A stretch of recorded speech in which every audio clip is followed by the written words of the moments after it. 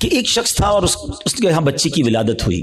ماں باپ کے یہاں جب بچی پیدا ہوتی ہے تو ماشاءاللہ محبت بھی لوگ کرنے والے کرتے ہیں اور پھر اس کی پلاننگ بھی کرتے ہیں کہ بچی جب بڑی ہوگی تو میں نے اس کی خیر خواہی کرنی ہے, اس کی شادی کرنی ہے. تو اس شخص نے سوچا کہ کیوں نہ میں اپنی بچی کی شادی کے لیے, اس کے اچھے مستقبل کے لیے کچھ پیسے جمع کروں. اس نے ایک گھر میں صندوق بنایا اور روزانہ کے, مثال کے طور پہ سمجھاتا ہوں کہ روزانہ کے 100 روپے یا 200 روپے وہ اس صندوق میں ڈالنے لگا. اس نے کہا 20 سال میں تو پتہ نہیں کتنے پیسے ہو جائیں گے, سارے کام آسان ہو جائیں گے. 100 روپے 200 روپے روز ڈالتا تھا.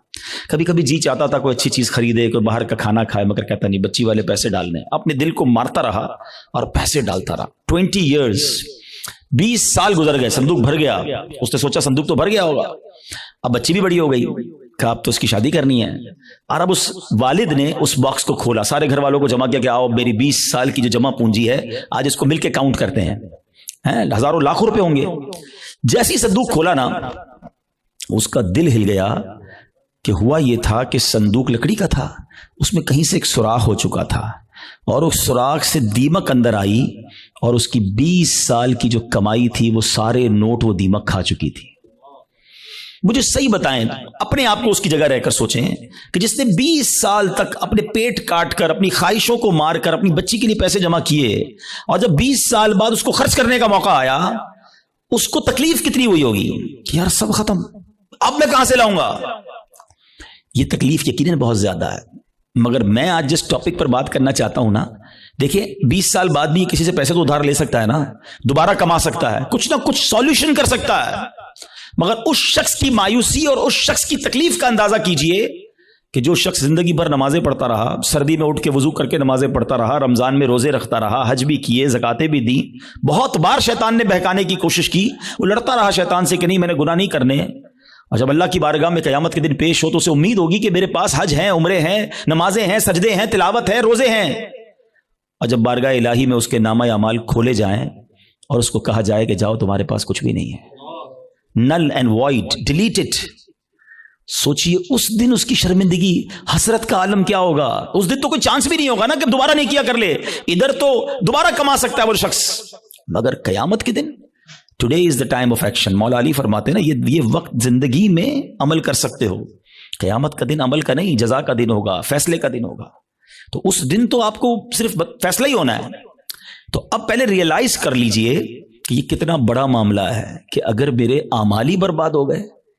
اب ہو سکتا ہے کسی کے ذہن میں سوال آئے کہ جناب یہ کون سی بات کر رہے ہیں کہ اعمال کیسے برباد ہو سکتے ہیں, نمازیں پڑھی ہیں, روزے رکھے ہیں, کوشش کر کے یہ اعمال کیے. آج کے دور میں نیکی کرنا بھی آسان نہیں ہے. یہی تو میں سمجھانا چاہتا ہوں آج کے بیان میں کہ آج کے دور میں واقعی نیکی کرنا اتنا آسان نہیں ہے. لیکن آپ اتنی مشکل سے نیکی کر بھی رہے ہیں, مگر اس کو سنبھال رہے ہیں کہ نہیں, اس کی حفاظت کر رہے ہیں کہ نہیں, اس کے بارے میں فکر مند ہے کہ نہیں. آپ کو پتا ہے کہ چور کیسے چوری کر کے جا سکتا ہے آپ کی نیکیوں کو.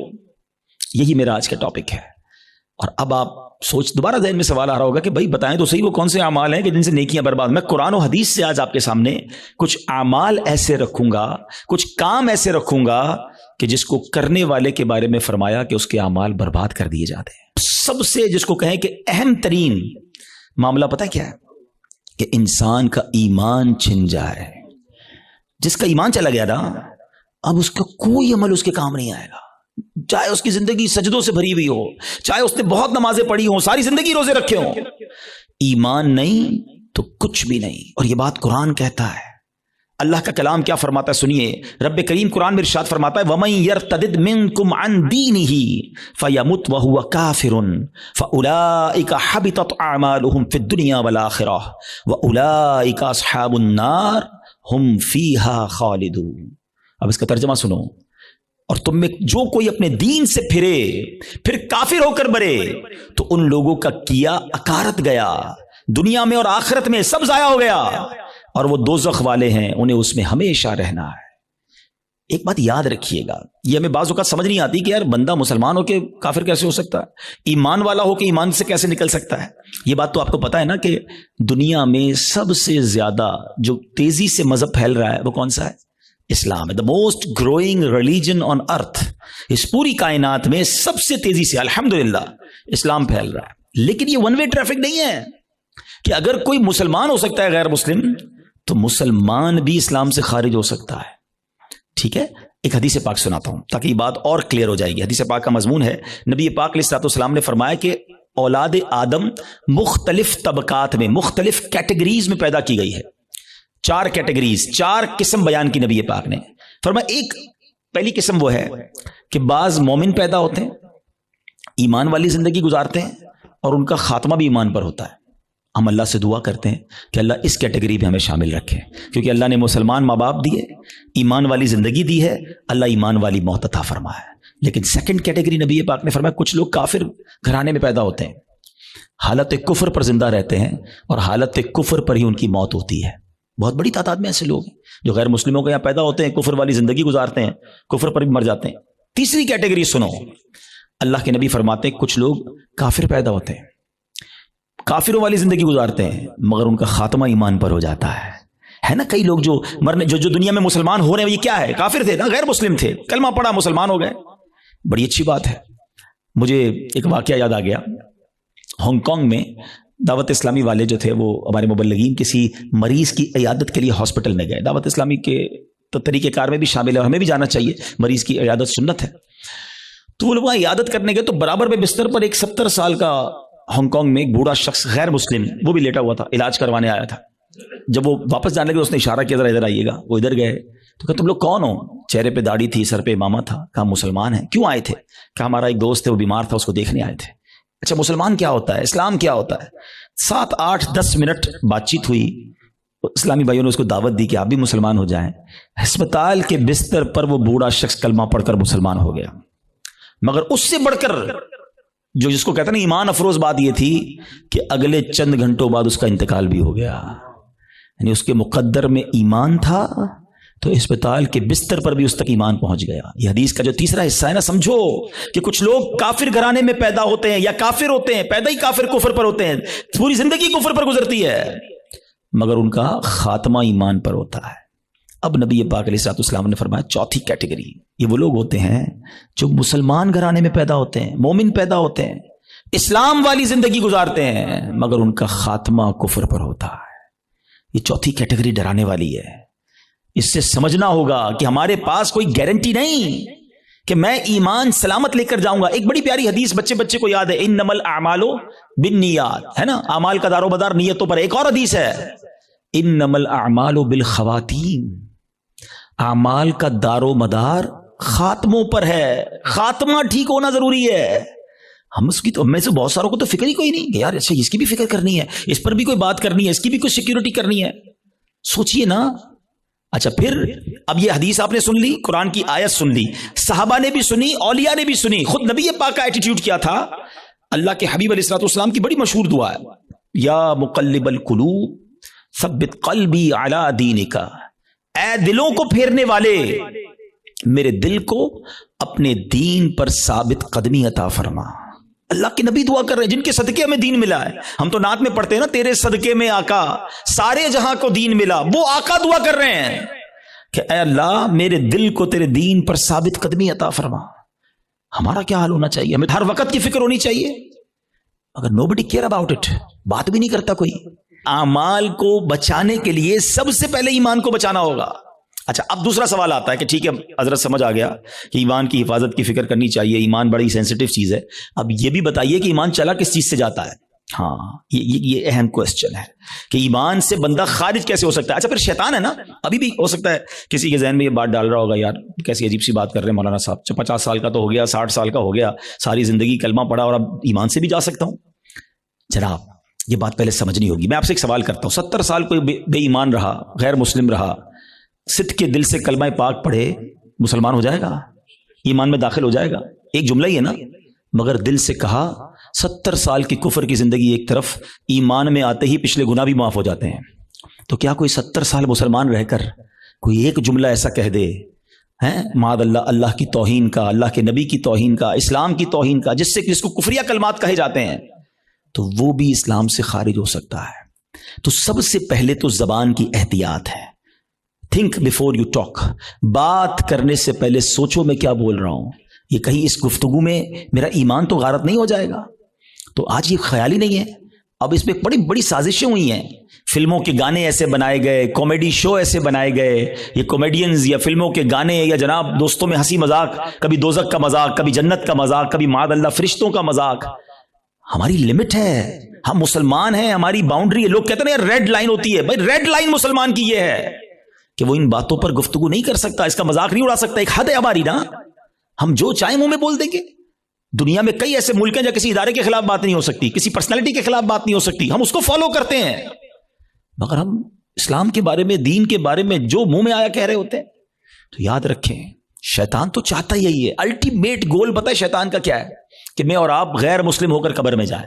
وہ مرنے سے پہلے بھی آتا ہے، آخری وقت بھی بندے کے پاس آتا ہے کہ کسی طرح اس کا ایمان چھین لوں. اتنا خطرناک دشمن ہے وہ ہمارا، اور ہم سکون کی نیند سو رہے ہیں، ہمیں فکر ہی کوئی نہیں ہے. پھر دوسرا جو ایک پرابلم ہے جس کی وجہ سے ایمان برباد ہو سکتا ہے، وہ ہے گناہوں کی عادت. روایتوں میں آتا ہے کہ جب بندہ ایک گناہ کرتا ہے نا، اس کے دل پر ایک سیاہ نقطہ لگ جاتا ہے، اور جب وہ بار بار گناہ کرتا ہے تو وہ ایک نقطہ ایک وقت آتا ہے کہ پورا دل ہی کالا ہو جاتا ہے. جب دل کالا ہو جاتا ہے تو اس پر نصیحت کی بات ہی اثر نہیں کرتی ہے. پھر شیطان کے لیے بڑا آسان ہوتا ہے اس کا ایمان چھیننا. میں آخری بات اس موضوع پہ کر لوں تاکہ اگلے عمل کی طرف جاؤں، ورنہ یہی ایک ٹاپک ایسا ہے کہ میں پورا بیان اس پر کروں، اور کرنے چاہیے ایسے بیانات کہ ایمان کی حفاظت کی فکر بہت ضروری ہے. کہ اب آپ غور کریں، شیطان جو ہے نا، میں نے جیسے بتایا کہ وہ ہمارا پکا دشمن ہے اور ہمیں آخری وقت میں ہمارا ایمان چھیننا چاہتا ہے. اب ایک شخص ہے جو روزانہ شیطان سے ہار جاتا ہے. شیطان صبح اٹھنے لگتا ہے، شیطان کہتا نہیں فجر نہیں پڑھنی، سو جا، رضائی اوڑی اور سو گیا. صبح ہوئی نہیں اور شیطان جیت گیا. فائٹ ہوئی، شیطان جیت گیا. دوپہر ہوئی، ظہر نہیں پڑھنے دی، شیطان جیت گیا. مارکیٹ میں گیا، بے پردہ عورت گزری، شیطان نے کہا دیکھ لے، دیکھ لیا، شیطان جیت گیا. موبائل اٹھایا، حرام دیکھ لے، بری ویب سائٹ دیکھ لے، دیکھ لی، شیطان جیت گیا. کاروبار کرنے لگا، شیطان نے کہا جھوٹ بول دے، جھوٹ بولا، شیطان جیت گیا. دھوکہ دے دے، دھوکہ دیا، شیطان جیت گیا. سود کما لے، سود کا کام کیا، شیطان جیت گیا. جس سے روز شیطان جیت رہا ہے، مرنے سے پہلے والی جو فائٹ ہوگی ادھر بھی تو شیطان آئے گا نا اس کو سمجھانے کے لیے کہ ایمان درست نہیں ہے، مسلمان درست نہیں ہے، اللہ کا کلمہ مت پڑھ. جو روز شیطان کی مان رہا ہے، کہیں مرنے سے پہلے بھی مان گیا تو اس کا کیا بنے گا؟ تو روز شیطان کی ماننے والے کے بارے میں یہ ڈر ہے کہ مرنے سے پہلے اس کا ایمان چھین لیا جائے گا. اور جو روز شیطان کو ہرا رہا ہے، سردی کے دن ہے، جی چاہتا ہے نہ اٹھوں، شیطان کہتا ہے سو جا، کہتا نہیں میں رحمان کا بندہ ہوں، شیطان کا بندہ نہیں. وہ فجر ادا کرتا ہے، شیطان کو ہراتا ہے. شیطان کہتا ہے حرام دیکھ، وہ نہیں دیکھتا، شیطان کو ہراتا ہے. شیطان کہتا ہے حرام کما، بڑے پیسے اس کام میں، وہ کہتا ہے نہیں حرام مجھے نہیں چاہیے. شیطان کو ہراتا ہے، بے پردگی سے اسے بچاتا ہے. وہ لڑتا ہے شیطان سے روزانہ. یہ فائٹ ساری زندگی رہے گی، یاد رکھو. اور جو روز شیطان سے لڑ رہا ہے نا، انشاءاللہ جب مرتے وقت شیطان اس کا ایمان چھیننے آئے گا نا، وہ ادھر بھی شیطان کی نہیں مانے گا، کلمہ پڑھ کر قبر میں چلا جائے گا. ہم بھول جاتے ہیں، وہ نہیں بھولتا. ہم سوتے ہیں، وہ نہیں سوتا. وہ جاگ رہا ہے، وہ ہم پر حملے کر رہا ہے، باریک حملے کرتا ہے. تو پہلی بات آج سمجھ جاؤ کہ ایمان سلامت لے کر قبر میں جانا یہ ہمارا الٹیمیٹ ٹارگٹ ہونا چاہیے ایٹ اینی کاسٹ. اگر ایمان میرے ہاتھ میں نہیں رہا تو میں تو گیا نا. تو ہمیں اس کی فکر بھی کرنی ہے، اس کے لیے دعائیں بھی کرنی ہیں. ہماری نمازوں میں، ہماری دعاؤں میں یہ شامل ہونا چاہیے. آپ بزرگوں کی دعائیں تو پڑھیں نا، نبی پاک کی دعائیں پڑھیں. ایمان کی سلامتی کا وہاں آپ کو ذکر ملے گا، ایمان کی حفاظت کا ذکر ملے گا. ہماری دعا کیا ہے؟ یا اللہ کاروبار میں برکت دے دے، صحت میں برکت دے دے، بڑا بنگلہ مل جائے، نوکری مل جائے. میں نہیں کہتا اللہ سے مت مانگو، اللہ کے سوا کس سے مانگیں گے؟ مگر آخرت بھی تو مانگو نا. قرآنی دعاؤں کو پڑھیں، اللہم ربنا آتنا فی الدنیا حسنہ، مگر فوراً کیا ہے؟ وفی الآخرۃ حسنہ. پھر آگے وقنا عذاب النار، اب میں عذاب جہنم سے بھی بچا. تو اللہ کرے کہ ہم اپنے ایمان کی حفاظت کی فکر کرنے والے بن جائیں. ایک اور عمل، اللہ اکبر، وہ اتنا عام ہو گیا ہے کہ جس کی وجہ سے بھی اعمال برباد ہوتے ہیں. اور وہ عمل کیا ہے؟ حدیث پاک سناتا ہوں. اللہ کے حبیب علیہ الصلوۃ والسلام فرماتے ہیں، اور وہ عمل یہ ہے کہ بندہ کسی سے حسد کرے. اچھا، حسد نیکیوں کے ساتھ پتہ کیا کرتا ہے؟ نبی پاک فرماتے ہیں ایاکم والحسد فإن الحسد یأکل الحسنات کما تأکل النار الحطب. اللہ کے حبیب فرماتے ہیں حسد سے بچو، وہ نیکیوں کو اس طرح کھا جاتا ہے جیسے آگ خشک لکڑی کو کھا جاتی ہے. اب میں مثال دیتا ہوں. آپ نے لکڑی جلائی اور آگ جلائی اس پر، تھوڑی دیر بعد لکڑی کا کیا حال ہوگا؟ ختم نا، خاک ہو جائے گی. یہ پتہ کیا کرتے ہیں جو حسد کرنے والے ہوتے ہیں؟ سارا دن نمازیں پڑھی، روزے رکھے، صدقے کیے، رات آئی آگ لگائی اور سارے اعمال برباد کر دیے. یہ نیکیوں کو برباد کرنے والا کام ہے. اور حسد اللہ اکبر آج اتنا عام ہو چکا ہے, ہر دوسرے آدمی کو دوسرے سے حسد ہے, بلکہ بھائی کو بھائی سے حسد, بہن کو بہن سے حسد ہو گیا ہے. نبی پاک علیہ الصلوۃ والسلام فرماتے ہیں حسد سے بچو, کیونکہ حسد ایمان کو مونڈ دینے والا کام ہے. ایک اور حدیث پاک میں آتا ہے حسد ایمان کو ایسے برباد کرتا ہے, حدیث پاک کا مضمون ہے جیسے سرکہ ایلوا شہد کو برباد کر دیتا ہے. اب سرکے کو شہد میں ڈالے, شہد کا کیا حال ہوگا؟ فرمایا یہ ایمان برباد کرنے والی بیماری ہے. مگر آج کوئی کسی کو خوشحال دیکھنے کے لیے تیار ہی نہیں ہے. اچھا بعض اوقات پتہ کیا ہوتا ہے جب اس طرح کے بیان ہوتے ہیں, میں نے کہا نا یہ لڑائی جاری رہے گی, اس بیان کے دوران بھی شیطان ساتھ چل رہا ہوگا. کسی کے ذہن میں سوال کر رہا ہوگا یار مولانا صاحب بات تو ٹھیک کر رہے ہیں مگر میں تو حسد نہیں کرتا. وہ آپ کو یہ سب کلیریفائی کر رہا ہے کہ بات ٹھیک ہے مگر میں تو حسد نہیں کرتا. نہیں, ایسے نہیں شیطان کو حملہ کرنے دیں گے, آج مقابلہ کریں گے انشاءاللہ. ٹھیک ہے, اب میں آپ کو کچھ سمٹمز بتاتا ہوں, کچھ نشانیاں بتاتا ہوں کہ جس کی وجہ سے آپ کو یہ ریئلائز ہوگا کہ میں حسد کرتا ہوں کہ نہیں کرتا. پہلے تو حسد کی تعریف کیا ہے یہ سمجھ لو. حسد کی تعریف یہ ہے, the definition of jealousy, کہ اگر کسی شخص کو کوئی نعمت ملے تو میرا دل یہ چاہے کہ یہ نعمت چھن کر مجھے مل جائے یا کم از کم اس کی برباد ہو جائے. یہ حسد ہے, یہ جہنم میں لے جانے والا کام ہے, حرام. حسد کی ایک جائز صورت بھی ہے, اس کو حسد نہیں کہتے, اس کو ہماری اردو زبان میں رشک کہتے ہیں, عربی میں غبطہ کہتے ہیں. وہ کیا ہے کہ جب کسی کو نعمت ملے تو بندہ کہے یا اللہ اس کو دیے مجھے بھی دے دے. اس میں کوئی حرج نہیں ہے, یہ اچھی بات ہے, اس میں جائز ہی ہے. لیکن جو دوسری والی سائیڈ ہے وہ بہت زیادہ بڑھ گئی ہے. ٹھیک ہے, پہلے تعریف پتہ چل گئی, اب کچھ نشانیاں بتاتا ہوں, چیک کر لیتے ہیں. اگر ٹھیک ہے میرے اندر نہیں تو پھر صحیح ہے, پھر تو اللہ کا شکر ہے میرا دل صاف ہے. اگر گڑبڑ ہے تو پھر علاج بھی بتاؤں گا. اب پہلے تو لیبارٹری ٹیسٹ کر لیتے ہیں ایک دوسرے کا. چیک کیجئے آپ کی لائف میں کوئی ایسا ہے.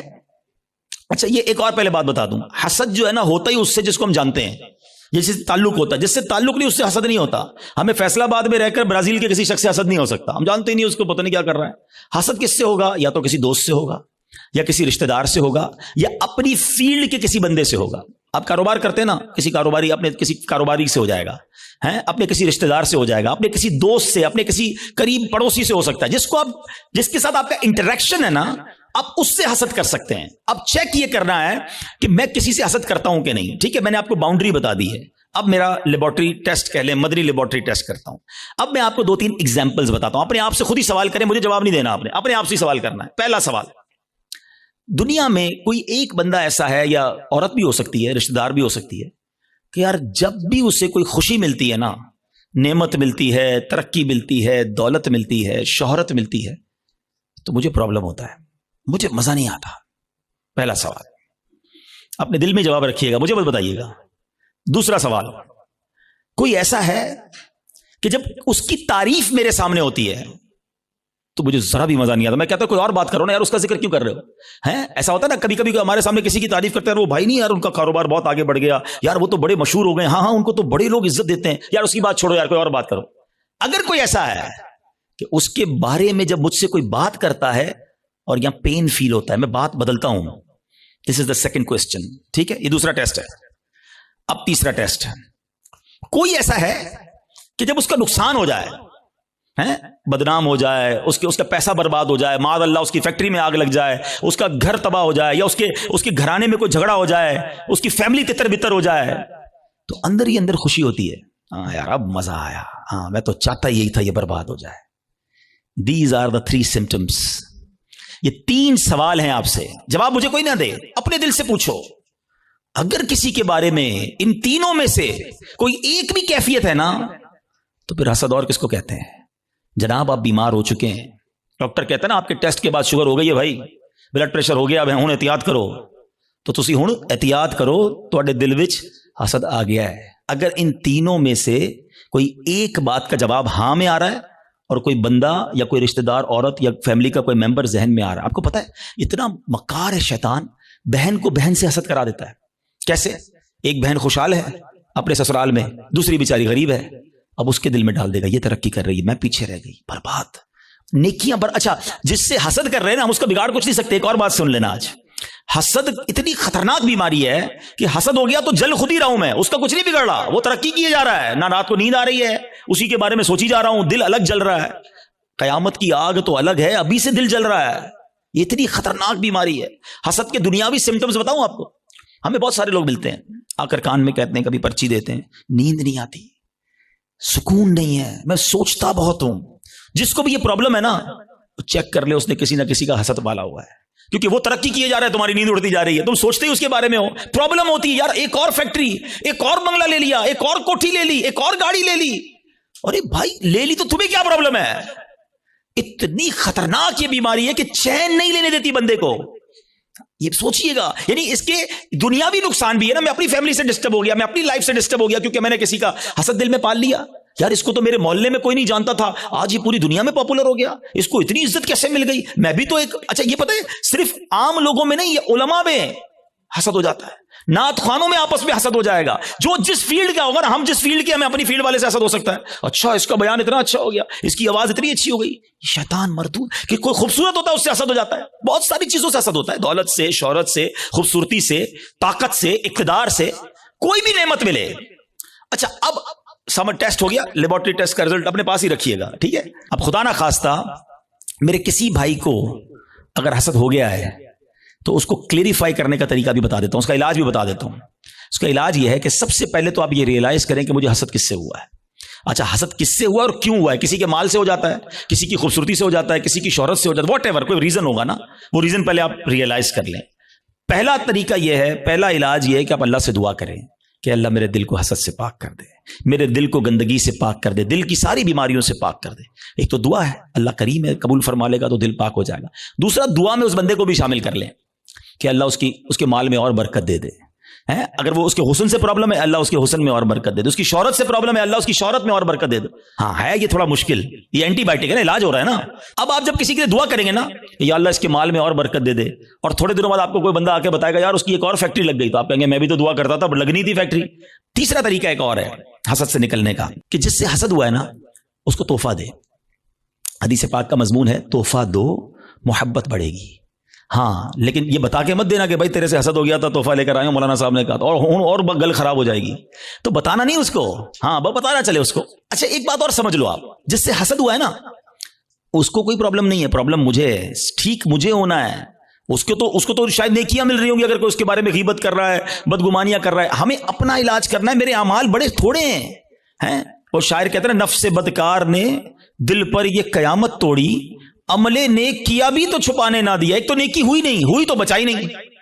تو دو باتیں ہو گئی آج کے بیان میں, ایمان کی حفاظت اور اپنے آپ کو حسد سے بچانا ہے. ایک اور عمل بڑا خطرناک ہے اور اس کو شرک اصغر کہا گیا, اور وہ بڑا باریک ہے, شیطان کا ایسا خطرناک وار ہے کہ پتہ بھی نہیں چلنے دیتا, اور وہ ہے ریاکاری. اچھا ریاکاری کیا ہے؟ دکھلاوا. بندے کو بڑا جی چاہتا ہے یار میں نیکی کروں نا, پتا تو چلے میں نے کیا کیا ہے, یار کمال ہے, اتنا چندہ دیا اور کوئی اعلان ہی نہیں, اتنے سجدے کیے, پتہ ہی نہیں کسی کو کہ کمرے کے اندر جا کے کتنے نفل پڑھتا ہوں, تہجد پڑھتا ہوں.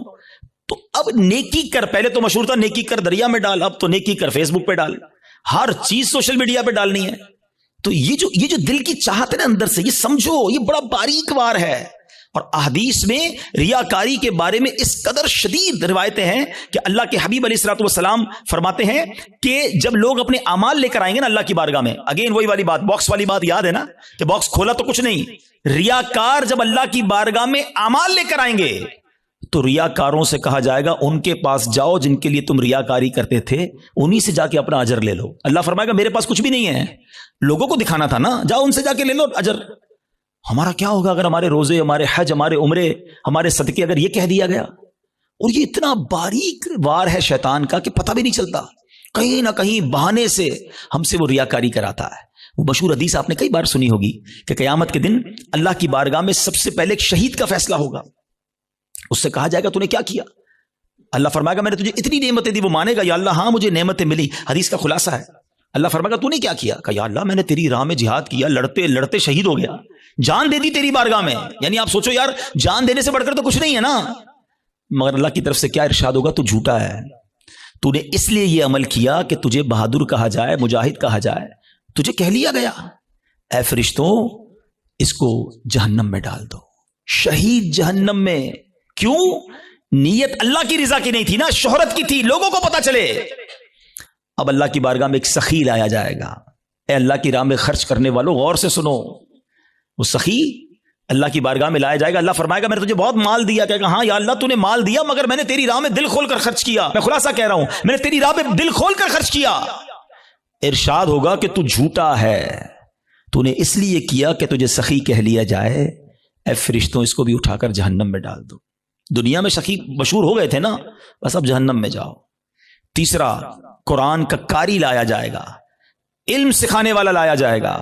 اللہ کہے گا تجھے اتنی نعمتیں دی, وہ کہے گا ہاں مولا نعمتیں ملی, میں تو لوگوں کو علم پڑھاتا تھا, تیرا دین پڑھاتا تھا, قرآن پڑھاتا تھا. فرمایا تو جھوٹا ہے, تو نے اس لیے کیا کہ تجھے عالم کہا جائے, قاری کہا جائے, اے فرشتوں اس کو بھی اٹھا کر جہنم میں ڈال دو. کبھی بھی سیٹسفائی نہ ہوا کریں. پلیز ٹرائی ٹو انڈرسٹینڈ, شیطان مردود پہلی کوشش یہ کرتا ہے ہماری نیکیاں نہ ہوں, اور دوسری کوشش یہ کرتا ہے کہ اچھا نیکیاں کر لی نا, اب اس کو نل اینڈ وائڈ کیسے کروں, ڈیلیٹ کیسے کرواؤں, ضائع کیسے کرواؤں. ادھر ہم مار کھا جاتے ہیں, ادھر ہم سوچتے ہی نہیں ہیں. بڑا جی چاہتا ہے لوگوں کو پتا چلے اتنے حج کیے ہیں, اتنے عمرے کیے ہیں. ایکچولی ہماری تو روز لوگوں سے ملاقاتیں ہوتی ہیں نا, معذرت کے ساتھ کسی سے ملنے جاتے ہیں نا, سب جگہ نہیں لیکن کچھ جگہ ایسا ہوتا ہے کہ 15 منٹ کے اندر بندہ اپنی 15 سال کی نیکیاں گنواتا ہے کہ میں نے اتنے حج کیے ہیں, الحمدللہ ہر سال عمرے پہ جاتے ہیں, سرکار نے بڑا کرم کیا ہے, تہجد کی نماز کی بڑی پابندی ہے, تو رجب شعبان کے روزے بھی رکھتا ہوں, تو فلاں علاقے میں بھی ہم غریبوں کی مدد کرتے ہیں, تو فلاں بھی. بندہ کہ آئی صاحب کس نے پوچھا تھا یہ سب آپ سے, ہم نے تو طبیعت پوچھی تھی آپ کی, آپ نے طبیعت کے جواب میں پوری لسٹ نکال کے دے دی. اچھا اب ذرا میں چوٹ کرنے کے لیے کہہ رہا ہوں کہ جو بندہ 15 سال پرانا حج یاد رکھے ہوئے ہے, اس کو آج صبح جو جھوٹ بولا ہے وہ یاد ہے, تھوڑی دیر پہلے موبائل اٹھا کر حرام دیکھا وہ یاد ہے, آدھے گھنٹے پہلے غیبت کی تھی وہ یاد ہے, آج دن میں کئی گناہ ہوئے وہ یاد نہیں, اور 20 سال 25 سال پرانی نیکی یاد ہے جو بار بار لوگوں کو بتائی جا رہا ہوں. پوچھے یہ کیوں؟ دیکھیں مجھے بتانے سے مجھے تو کوئی نقصان نہیں ہوا, آپ کا کہیں لاس تو نہیں ہو گیا. انما الاعمال بالنیات, اللہ کی بارگاہ میں ہماری نیتیں کیا ہیں, ہم سوچیں. تہجد تو اکیلے میں پڑھتا ہے نا بندہ, لیکن کبھی ہم نے پڑھ لی تہجد, اب پیٹ میں درد ہو رہا ہے, سامنے والے کو کیسے بتاؤں کہ تہجد پڑھی ہے, بس یار آج بہت تھکا ہوا ہوں. خیریت کیوں تھکے ہیں حاجی صاحب؟ تو الحمدللہ تہجد میں اٹھ جاتا ہوں نا. اچھا آپ تہجد بھی پڑھتے ہیں؟ او ہن دل وچ ٹھنڈ پی گئی, اینو پتہ چل گیا اسی تہجد گزار نے, وہ نہیں بلو ٹک آتا ہے واٹس ایپ پہ میسج ریسیو, ہمیں لگتا ہے میری عبادت اس کو ریسیو ہو گئی, اور ساڈے دل وچ ٹھنڈ پی گئی, اور اللہ کے بندے ریسیو بھی ہو گئی, ادھر سے ڈیلیٹ بھی ہو گئی. کیوں بتانا ہے؟ میں جانوں میرا رب جانے. یہ سمجھو بات کو, یہ بڑی باریک شیطان کا وار ہے. مسجد میں چندہ دیں, امام صاحب کو اسپیشل پرچی جاتی ہے, ذرا حاجی صاحب کے لیے اعلان کریں, ذرا کولر لگایا حاجی صاحب نے, مسجد کے پنکھے فلاں حاجی صاحب نے لگائے, قالین فلاں حاجی صاحب نے. کیوں؟ آپ قالین لگا دیں, رب ثواب دینے والا ہے. میں ہر کسی اچھا اب اگین میں دیکھیں ہر اپنے ٹاپک میں شیطان کا ایک وار بھی انکلوڈ کر رہا ہوں. اب شیطان پتہ کیا وار کر رہا ہوگا, ہائے ہائے اتنا مردود ہے نا, یہ اس بیان میں بھی ہمیں کوئی اور بندہ یاد دلا رہا ہوگا, یہ عبدالحبیب بھائی صحیح کہہ رہے ہیں, یہ فلاں آدمی ہے نا مسجد میں اعلان کرواتا ہے, وہ فلاں آدمی ہے نا نیکیاں بڑی بتاتا ہے, وہ ہمیں کوئی اور یاد دلا رہا ہوگا, ہمیں اپنے بارے میں فیصلہ نہیں کرنے دے گا. ہمارے پاس کوئی پیرامیٹر نہیں ہے کہ ہم کسی کو ریاکار کہہ سکیں, کیونکہ اگر نیکی کوئی اعلانیہ اس لیے کر رہا ہے کہ لوگوں کو ترغیب ملے تو اس کو ثواب ہے. کیا ہے انما الاعمال بالنیات, میں اپنے دل کو تو چیک کر لوں, ہم اپنے دل کو سب چیک کریں, رائٹ لیفٹ نہیں دیکھنا. کہ میں جب اعلان کرنے کی سوچتا ہوں, میں جب واٹس ایپ یا فیس بک پہ لگاتا ہوں, میں جب دوستوں کو بتاتا ہوں قرآن اتنا پڑھا, تلاوت اتنی کی, بس یار آج آفس پہ غریب بندہ آیا تھا بڑا پریشان تھا, میں نے تو یار اس کو فوراً 25,000 روپے دے دیے, یہ کس لیے کہا؟ اگر اچھی نیت ہے تو ٹھیک ہے, ورنہ ہم جانتے ہیں کہ سامنے والا کہے اچھا ماشاءاللہ یار اللہ آپ کو سلامت رکھے. پلیز شیطان کے وار کو سمجھو. میں نے آپ کے سامنے حدیث رکھی ہے کہ شہید جہنم میں جائے گا, وہ شہید جو جہاد کر رہا ہے مگر دکھاوے کے لیے کر رہا ہے, وہ سخی جہنم میں جائے گا جو کروڑوں لاکھوں روپے خرچ کر رہا ہے مگر دکھاوے کے ساتھ کر رہا ہے اللہ کے لیے. ایک چپتا ہوا سوال کر کے اگلے ٹاپک کی طرف جاتا ہوں. اپنے آپ سے میں بھی سوال کرتا ہوں, میں خود اپنے آپ سے بھی سوال کرتا ہوں, میرے اور آپ کے پاس ایسی کتنی نیکیاں ہیں جو فقط میں جانوں اور میرا رب جانے. کبھی اکیلے میں سوال کرنا اپنے آپ سے کہ کسی کو نہیں پتا, دنیا میں کسی کو نہیں پتا, بس میں جانوں میرا رب جانے. ثواب تو اسی لینا ہے نا, جنت میں تو اسی نے مجھے داخل کرنا ہے اپنے کرم سے, میں کیوں دنیا والوں کو بتاؤں. اچھا پھر اخلاص, ریاکاری کے اگینسٹ کیا ہے اخلاص. اخلاص کی تعریف پتہ ہے کیا ہے؟ آئے ہائے ہائے, علماء بھی کمال کرتے ہیں, ایک جملے میں گلی مکا دیتے ہیں, کہتے ہیں اخلاص کی تعریف یہ ہے جس طرح تم اپنے گناہوں کو چھپاتے ہو نا, اس طرح اپنی نیکیوں کو چھپاؤ. ہم میں سے کوئی چاہتا ہے میری خطائیں پتہ چلیں کہ میں نے کل کیا گناہ کیا, پرسوں کیا کیا؟ نہیں نہیں نہیں, کسی کو میری خطا نہیں پتہ چلنی چاہیے, ہم چھپاتے ہیں, مگر نیکیاں سب کو پتہ چلنی چاہیے.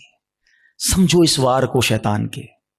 تیسرا عمل میں نے بتا دیا آپ کو, रियाकारी। चौथा अमल जो इससे मिलता जुलता ही है, वो भी अमाल बर्बाद करने वाला अमल है, और वो है खुद पसंदी। इंसान जो है ना अपने अंदर अपने आप को बहुत कुछ समझने लगता है। हदीस पाक में आता है खुद पसंदी 70 साल के अमल को बर्बाद कर देती है। आए हाय, मैं 70 साल नमाजें पढ़ूं, 70 साल रोजे रखूं, सदके खैरात करूं, और एक खुद पसंदी मेरे सारे अमाल बर्बाद कर दे। एक बुजुर्ग के बारे में आता है, अपने बच्चे के साथ कहीं सफर पर जा रहे थे।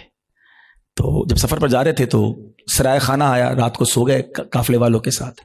बाप बेटे उठे और तहज्जुद की नमाज पढ़ी। जब तहज्जुद पढ़ी ना तो बेटे ने अब्बू को कहा, अब्बू ये कैसे लोग हैं, सारे सोए हुए हैं, कोई भी नहीं उठा तहज्जुद के लिए। तो वालिद ने बेटे को बड़ा कमाल का जवाब दिया कि बेटा तू भी सोया रहता तो अच्छा ही था। समझ आई बात? ये जुमला बड़ा कमाल का है। आप तहज्जुद पढ़कर दूसरों को हकीर समझने लगे ना, और अपने आप को मैंने तहज्जुद पढ़ी, देखो यार ये सब सो रहे हैं। यही तो खुद पसंदी है कि अपने आप को कुछ समझ रहे हैं, उसका अपना ही कमाल समझ रहे हैं, अल्लाह की अता नहीं समझ रहे उसे।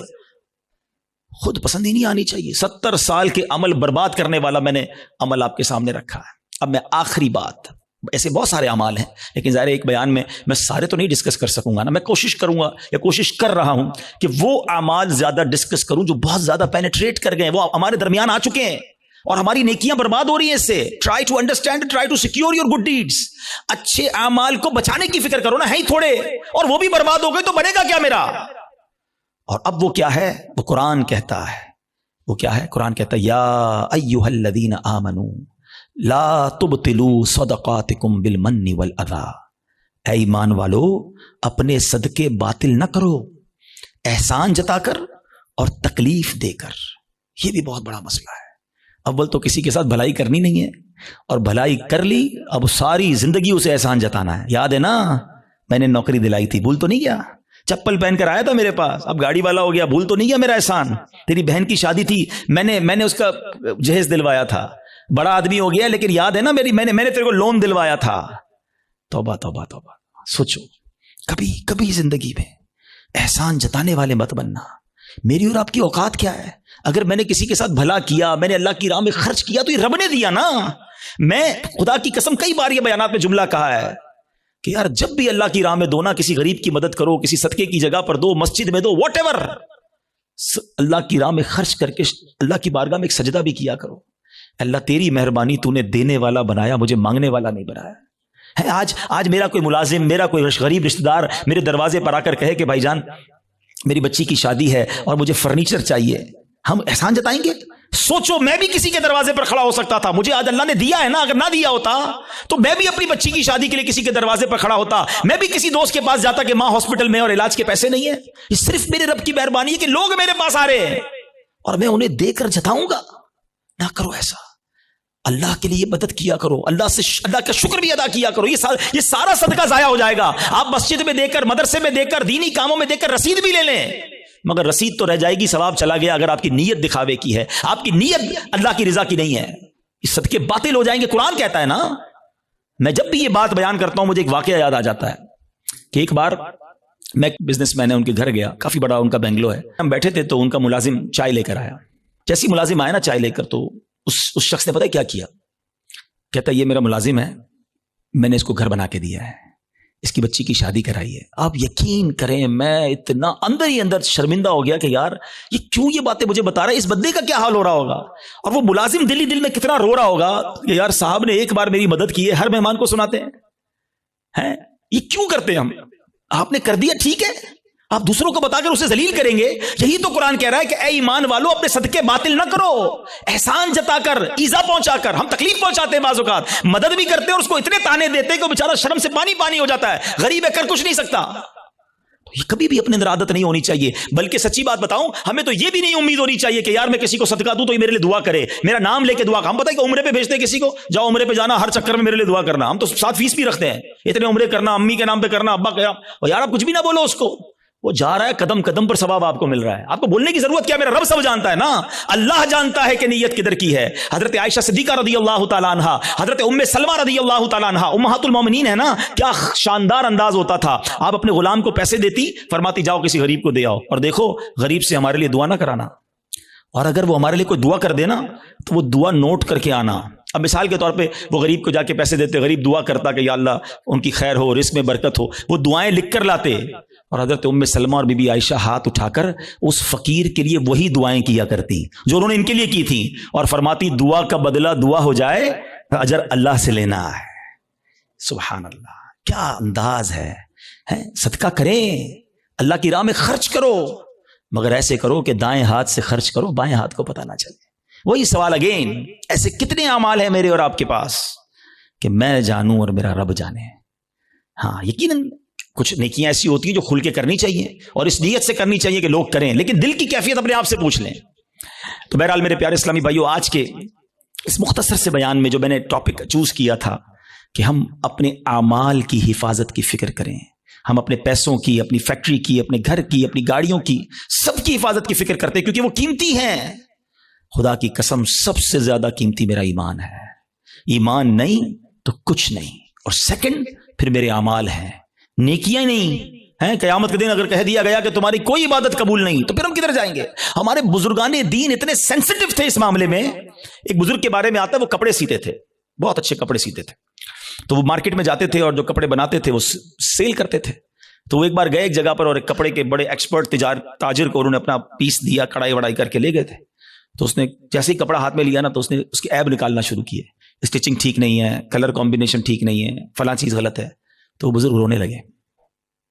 تو وہ تاجر کہتا ہے اب روئے نا, میں لے لیتا ہوں, پرچیز کر لیتا ہوں, اب رو کیوں رہے ہیں؟ کہتے ہیں میں اس لیے نہیں رو رہا تمہیں میرے کپڑا میں عیب نکالیں. میں یہ سوچ رہا ہوں کہ میں نے یہ کپڑا اپنے ہوش کے مطابق, اپنی خیال کے مطابق بالکل صحیح سیا تھا, مگر جب یہ کپڑا کسی ایکسپرٹ کے ہاتھ میں آیا تو اس کو میرے عیب پتہ چل گئے. میں نے اپنی سوچ سے نمازیں ٹھیک پڑھی ہیں, اپنے حساب سے صدقے ٹھیک کیے ہیں, میں نے عمرے اور حج ٹھیک کیے ہیں, لیکن قیامت کے دن جب یہ اعمال اللہ کی بارگاہ میں پیش ہوں گے اور ادھر سے کہہ دیا گیا تیرے سجدوں میں اخلاص نہیں ہے, تیرے صدقوں میں اخلاص نہیں ہے, تیری عبادت میں ذوق نہیں ہے, تیری نیتیں اچھی نہیں ہوں گی, تو میرا کیا بنے گا؟ اس طرح وہ سوچتے تھے. کبھی ہم نے نیکی کر کے یہ سوچا کہ یا اللہ نیکی بچی رہے, قبول فرما لے؟ ہم تو نیکی کر کے پھول جاتے ہیں, بھائی میں نمازی, میں حاجی, میں روزہ دار, میں صدقہ دینے والا. نہیں, پلیز سمجھو بات کو. ہم نے کئی ایسے واقعات پڑھے ہیں کہ جو بڑے بڑے نامور اس زمانے کے جناب مستجاب الدعوات ہوا کرتے تھے. جب شیطان غالب آیا, نفس غالب آیا, لالچ غالب آئی تو ایمان بھی ہاتھ سے چلا گیا. بلم بن باعورہ کا واقعہ کس کو نہیں پتا؟ مستجاب الدعوات تھا وہ شخص, لیکن جب لالچ غالب آئی, شیطان کا داؤ چل گیا, حضرت موسیٰ کے خلاف ہوا, ان کے بارے میں بددعا کرنے لگا, اس کی زبان لٹک کر باہر آ گئی اور کفر پر اس پر خاتمہ ہوا. ہمیں ڈرنا ہے, دعائیں مانگنی ہیں, اور یہ خوف ہمیں صحابہ میں نظر آتا ہے. ہاں, سیدنا ابو بکر صدیق, حضرت عثمان غنی, حضرت مولا علی, بی بی فاطمہ, بی بی عائشہ رضی اللہ عنہ, ان کے واقعات تو پڑھیں. یہ تنکا اٹھا کر کہا کرتے تھے کاش میں تنکا ہوتا انسان نہ ہوتا. کیوں کہتے تھے کہ اللہ کی بارگاہ میں پیش ہوا اور وہاں میرا ایمان نہ چلا جائے, میرے اعمال برباد نہ ہو جائیں. تو بہرحال میرے پیارے اسلامی بھائیو, یہ فکر میں آج کے بیان میں پیش کرنا چاہتا تھا. حسد سے بچنا ہے, نیت کر لیں انشاءاللہ. ہم نے احسان جتانے سے اور دکھلاوے سے بچنا ہے, خود پسندی سے بچنا ہے, اور سب سے مین جو پہلا میرا ٹاپک تھا, ایمان کی حفاظت کی فکر کرنی ہے. ایمان کے ڈاکو گھوم رہے ہیں, یقین کریں, اور وہ ایسا ڈاکو ہے شیطان کے نظر بھی نہیں آتا. اور ڈاکو تو نظر آتے ہیں نا, پولیس والا آپ کھڑا کر لیں گے, آپ کو دل کے آگے پیچھے پہرے دار بٹھانے ہوں گے. پہرے دار کون ہیں؟ آپ نے نماز پڑھ کے پہرے دار بٹھانا ہوگا, آپ نے کلمہ پاک کا ورد کرنا ہوگا. اچھا, یہ بھی بڑا پرابلم ہے. سب کی تمنا کیا ہے؟ یا اللہ مرنے سے پہلے, مرتے وقت کیا نصیب کرنا؟ کلمہ نصیب کرنا. آج دن میں کتنی بار کلمہ پڑھا ہے؟ یہ چیک کرو نا. مرتے وقت سب کو کلمہ چاہیے, زندگی میں پڑھو نا. اور یہ بات بڑی عجیب بتانے جا رہا ہوں, ایک بزرگ کا جملہ میں بھولتا نہیں ہوں. وہ کہتے ہیں اپنی زبان کو کلمے کا عادی بناؤ تاکہ جس دن زبانیں بھاری پڑیں گی اس دن تمہاری زبان سے کلمہ جاری ہو جائے. موت کے وقت نا زبان بھاری ہو جاتی ہے, مگر ہم کئی ہفتے ہو گئے کلمہ نہیں پڑھا. ہم نے کتنی تسبیحاں پڑھی کلمے کی, روز کم از کم ایک تسبیح 100 بار کلمہ. اچھا, آپ کو پتہ ہے حدیث پاک میں افضل الذکر کہا گیا, سب سے افضل اگر کوئی ذکر ہے تو وہ لا الہ الا اللہ محمد الرسول اللہ. پورا کلمہ پڑھیں یا کم از کم لا الہ الا اللہ کا ورد کریں اور آخر میں 3 بار محمد الرسول اللہ صلی اللہ تعالی وسلم پڑھ لیں تاکہ میری زبان کلمے کی عادی رہے. اور جو چیز عادی ہوتی ہے نا وہ پتہ کب نکلتی ہے؟ آخری بات, چلیں یہ بھی ایک بڑی دلچسپ بات بھی ہے, اور اللہ کرے کہ میرے بیان سے کوئی یہ میسج لے جائے. انسان پر جب دھکا لگتا ہے نا, چوٹ لگتی ہے, مشکل وقت آتا ہے, تو جو اندر اصلی ہوتا ہے نا وہ باہر نکل آتا ہے. ٹھیک ہے, یہ اس کو میں آپ کو ایک ایگزامپل سے سمجھاؤں گا. ایک شخص تھا بادشاہ کے پاس آیا, کئی زبانوں کا ماہر, ایکسپرٹ. اس کی زبان اتنی فلوئنٹ تھی کہ اس نے چیلنج کیا کہ میری اوریجنل زبان پہچان کے بتائیں. عربی بھی تو انگلش بھی تو اردو بھی تو فرینچ بھی, جس زبان میں بات کریں اس زبان میں وہ جواب دے, اور بڑی فلوئنٹ جواب دے. کوئی نہیں پہچان سکا. ایک شخص آیا, کہتا بادشاہ سلامت مجھے تھوڑا ٹائم دے, میں اس کو پہچان لوں گا. کہا کیسے؟ کہا مجھے اس کے ساتھ ہی رکھ دیں اپنے محل میں. ان دونوں کو ایک ہی کمرہ دے دیا. صبح ہوئی تو وہ بندہ کمرے سے باہر نکلا, جب سیڑھیوں پہ آیا تو پیچھے سے اس نے اسے دھکا دے دیا. وہ لڑکھڑاتا ہوا نیچے گرا اور اب اس کو برا بھلا کہنا شروع کر دیا, گالیاں نکالنا شروع کر دی. کہا بادشاہ سلامت جس زبان میں گالیاں دے رہے ہیں یہ اس کی اصل زبان ہے. جب بندے کو جھٹکا لگتا ہے نا تو اس کا اصل باہر آتا ہے. اس کو اور آسان سمجھا دیتا ہوں. کوئی سالن لے کر, پیالہ لے کر ہمارے قریب سے گزرے, اس کو ٹھوکر لگے گی تو برتن سے کیا نکلے گا؟ سالن گرے گا نا. اور اگر کوئی پانی کا پیالہ لے کے جا رہا ہے, اس کو ٹھوکر لگائیں گے تو کیا گرے گا؟ تو جو ٹھوکر لگتی ہے نا, جو اندر ہوتا ہے نا, وہی باہر نکلتا ہے. اب مثال دیتا ہوں, آپ موٹر سائیکل پہ جا رہے ہیں, گاڑی پہ جا رہے ہیں, اچانک بریک لگا, ایکسیڈنٹ ہونے سے بچے آپ. کیا نکلا زبان سے؟